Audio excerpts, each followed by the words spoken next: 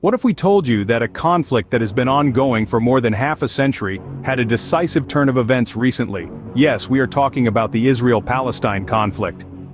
This isn't just a tale of two nations.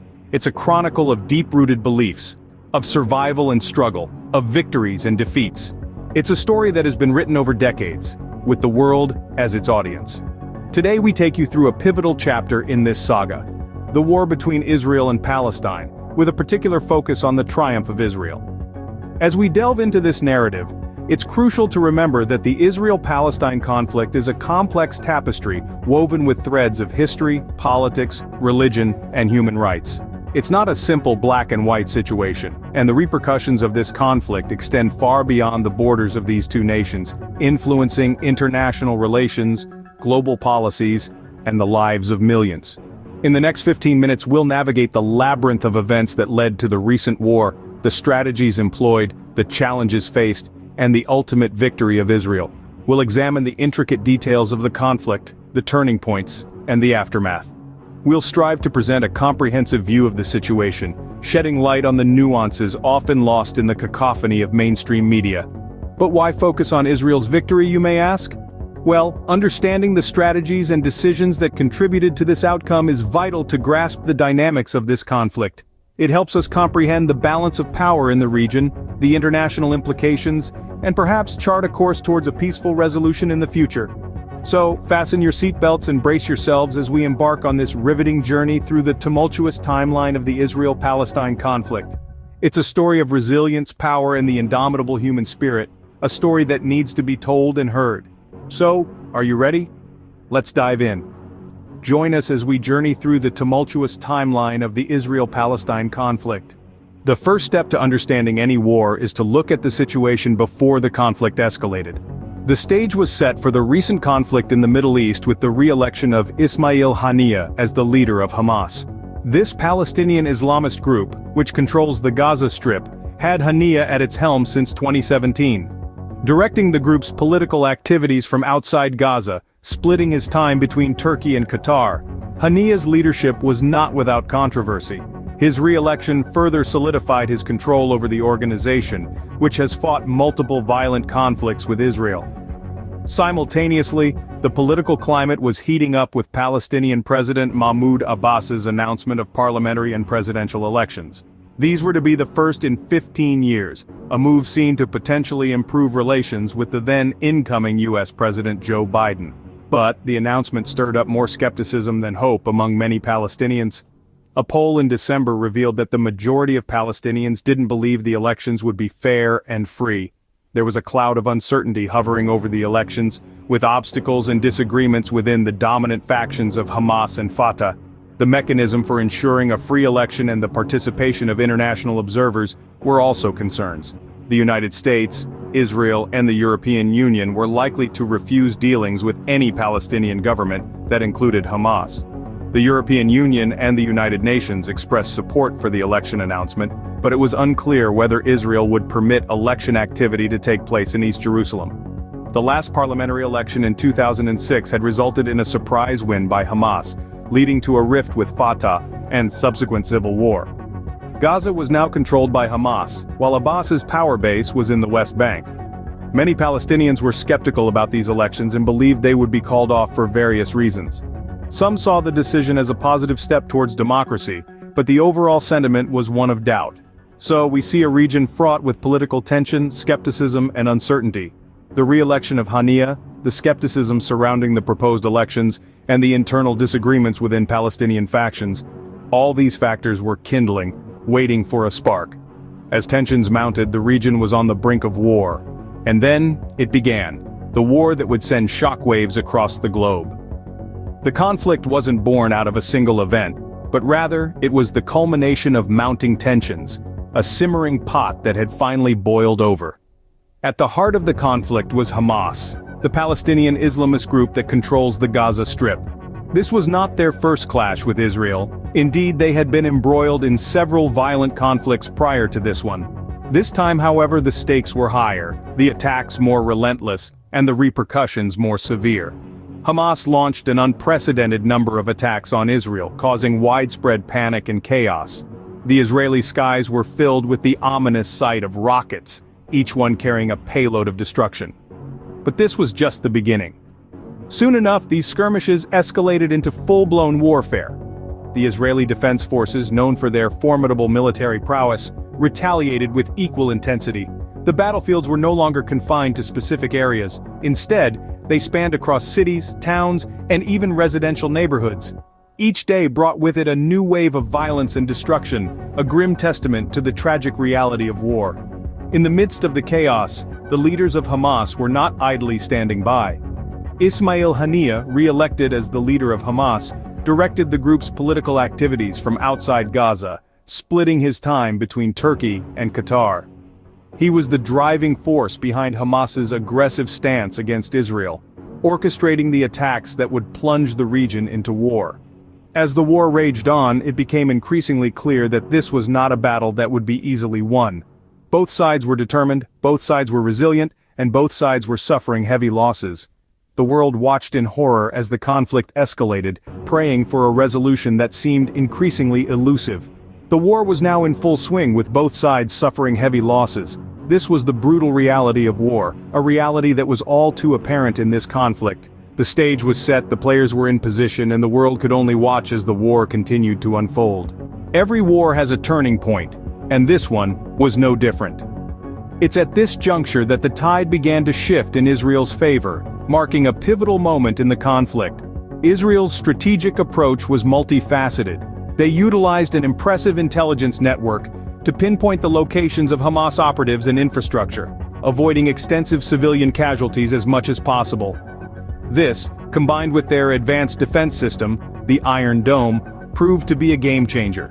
This technology intercepted and destroyed rockets mid-air, significantly reducing the potential damage and loss of life. The decisive battles in this conflict were not only fought on the ground or in the air, they were also fought in the digital realm. Cyber warfare played a critical role in disabling communication networks and disrupting the enemy's operations. Israel's prowess in this domain was a significant factor in turning the tide of the war.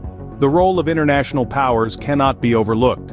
While there was a spectrum of reactions, many nations, recognizing Israel's right to self-defense, refrained from intervening directly. This allowed Israel to continue their operations without significant international interference. Strategically, Israel's move to target the Hamas tunnel network, known as the Metro, was a masterstroke. These subterranean passages were used for storage, shelter, and transport, serving as the lifeblood of Hamas operations. Their destruction crippled Hamas's capabilities, pushing the scales of the war decisively in Israel's favor. But it wasn't just about military strategy. Israel also launched a robust diplomatic offensive working to isolate Hamas internationally. They highlighted the indiscriminate rocket attacks on Israeli civilians, showcasing the defensive nature of their actions. This narrative battle was crucial in maintaining international support and keeping the focus on Hamas's aggression.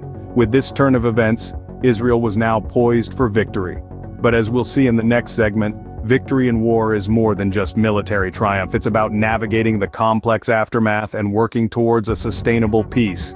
But that's a story for another scene. Finally, after an intense and destructive conflict, Israel emerged victorious.